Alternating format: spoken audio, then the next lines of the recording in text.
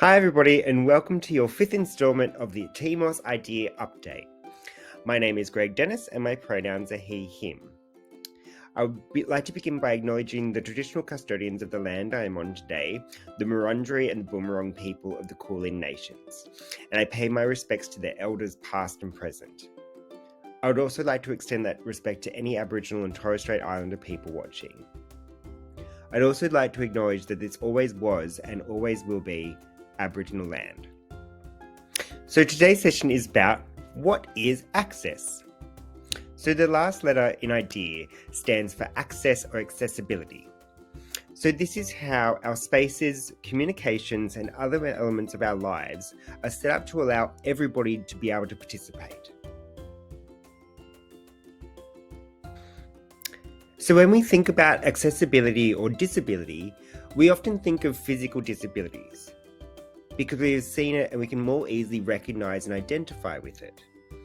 However, you will notice that many of these impairments may not be visible. Anxiety and depression is the most represented condition within students. Neurodiversity is well represented, with hundreds of students registering with autism, learning disabilities, and ADHD. Medical conditions such as diabetes, chronic fatigue syndrome, fibromyalgia are also highly represented in students. And managing a disability, mental health, or a medical condition makes you very time poor. So when thinking about accessibility needs, remember that not all accessibility needs are visible, much like disabilities. And so when you are thinking about if your event, your email, your communication is accessible, don't just think of the physical accessibility needs of people.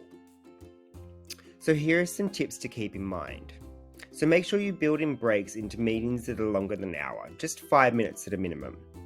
So this is to allow for those in the community with a disability, a mental health condition, or neurodiversity that would benefit from a break to manage their mental load, their physical health, or their processing speed.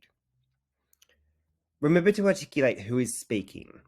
Busy team calls with multiple boxes of talking heads, muted and unmuted, there is a level of ability applied to this space. To be inclusive of those in our community with a vision impairment, deaf or hard of hearing people, disclosed or not, before speaking, please say, "My name is Greg and I'm speaking."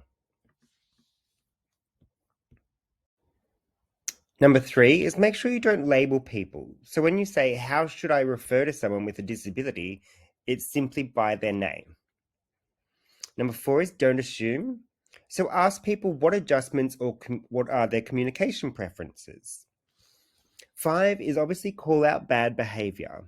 If you see or experiencing a non-inclusive action, draw attention to it.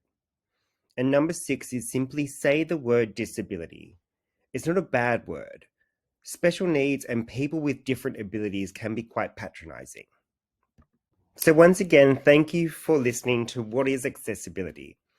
I'll be posting an information sheet on Slack very soon. Thank you, and we'll look forward to seeing you next month. Bye.